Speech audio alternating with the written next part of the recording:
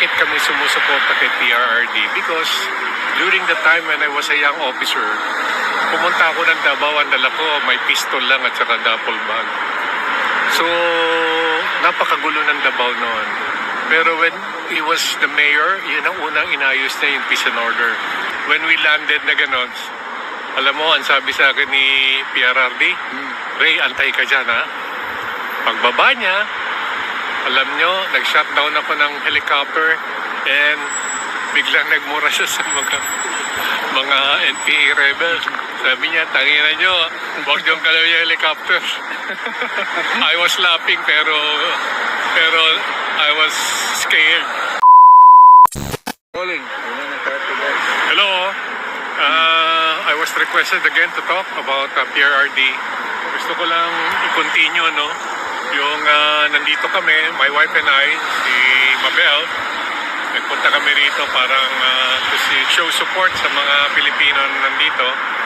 And we are calling din yung mga gustong mamasyal dito sa The Hague. Maganda po rito, magandang weather. Lalo na ngayon, it's summer, nagustuhan namin. But it's cold for us kasi galing kami sa Pilipinas. Ako yung dati, experience ko lang yung lumipad ako kay PRRD noon. Ako yung piloto. Ang kasama ko noon si former President PRRD, Senator Bongo. Ngayon, tinawagan nila ako to fly them. So, sabi ko, walang problema, Mayor. So, ginamit namin yung helicopter ni Pastor Tibuloy noon. Alam niyo ba kung saan kami nagpunta? Sa kampo ng NPA. Wow. And I never thought na we will be going doon sa lugar na gano'n. Biro mo, mayor ka, pupunta ka doon. I think they want to talk about yung releasing yung mga hostages yata noon and other matters nila. Hindi na ako nakasama doon kasi when we landed na gano'n, alam mo, ang sabi sa akin ni PRRD, Ray, antay ka dyan, ha? Pagbaba niya, alam nyo, nag-shutdown ako ng helicopter and biglang nagmura siya sa mga NPA rebels. Sabi niya, tanginan nyo, huwag niyong kalaw yung helicopter. I was laughing pero I was scared. Kasi alam mo, tinan mo yung mga... I was with a former military noon, Air Force pilot. Biglang landing ka doon sa isang lugar na gano'n. Yeah. So, di ba scary yun? Scary Tapos, talaga. wala akong baril. Si Mayor, hindi ko alam kung may baril siyang dala doon sa bag niya. But sabi ko, pag binaril ako na to, duduraan ko na lang itong mga kalaban eh. It was funny, ano? Then, this showed na talaga napakatapang ng presidente natin. Alam mo, bakit kami sumusuporta kay PRRD? Because during the time when I was a young officer, pumunta ako ng Davao, ang dala ko, may pistol lang at saka duffel bag. So, napakagulo ng Davao noon. Pero when he was the mayor, yun ang unang inayos niya yung peace and order. Until such time, yung mga investors, they came over sa Davao investing ngayon. Naging progressive ang city. Alam mo bakit? Because ang dedication ng isang presidente na mayor dati, naayusin at saka make yung surroundings niya livable to other. May puso ba na paayusin? Many pa sa military nagsasabi, ito lang ang LGU na matino, sabi namin na nakita namin. Kasi pag nalaman na corrupt ka ni mayor, point ka, medyo parang hindi ka papansinin, i-ostracize ka niya pag may mga corruption sa ganun. Alam mo, kaya magmula noon, nung naniwala kami sa kanya and he invited my wife to go with his political party noon as city councilor of Davao. Yeah. That exposed us sa politics. Hindi naman kami politician, but sabi niya, kailangan natin ng mga maayos at saka boto ng mga kababaihan. So, we know Mabel, sabi niya ganyan, isama mo dito, Ray.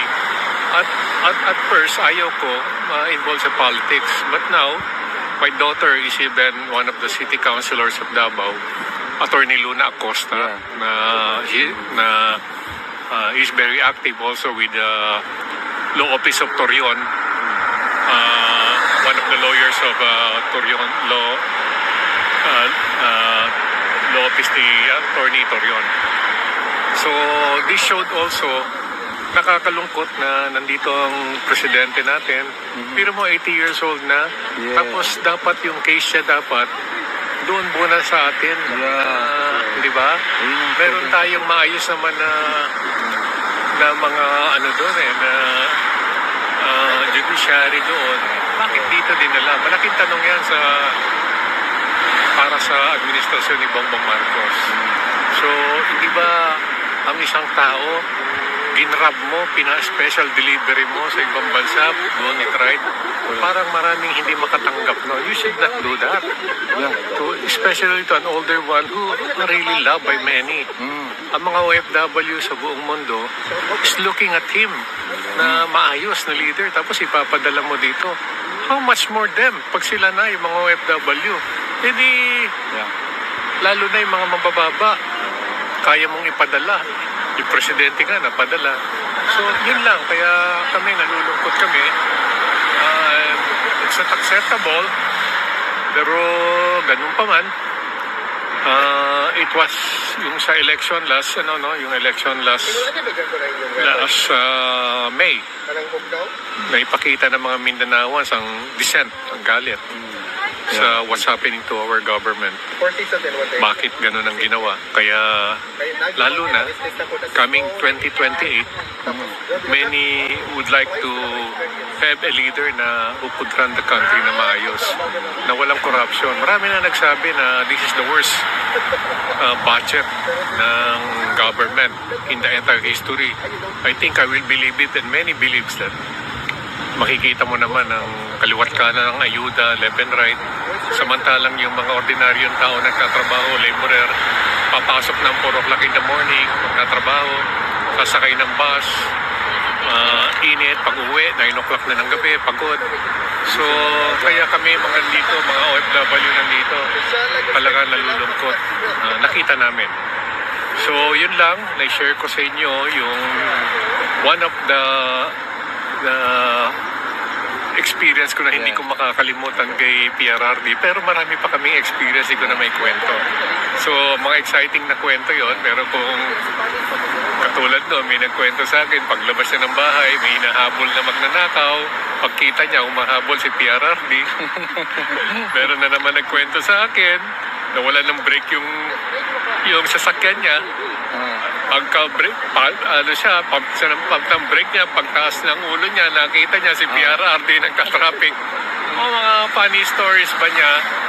Tapos biglang ganito nangyari sa kanya, kaya nalulungkot kami.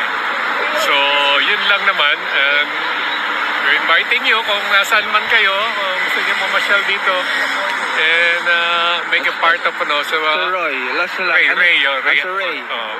Ano pong para sa inyo po, galing sa inyong kaloban, ang message nyo kay Tatay Digong kung naririnig niya kayo? Ang message ko kay Tatay Digong, sana lakasan niya ang loob niya. Take all his medicines doon, wag siyang and consult a doctor kagad kung may maramdaman siya. We want you to survive, na magtanggal ka.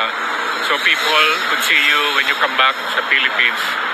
At hindi magtatagal to lahat. Marami nagmamahal sa kanya. Alam ko yan. Si Ma'am Hanilet nga, nandyan ngayon, sabihin mo sa kanya, nandito lang kami, lakasan niya ang loob niya. And I know, bright naman niya si PRRD, matalino yan. Nagbabasa yan, he could control himself emotionally. Kasi mahirap yung matanda ka na, nakulong ka pa. So, he was just like Mandela, the great leader of South Africa, right? So, ganyan nangyari sa kanya. So, temporary lang lahat yan.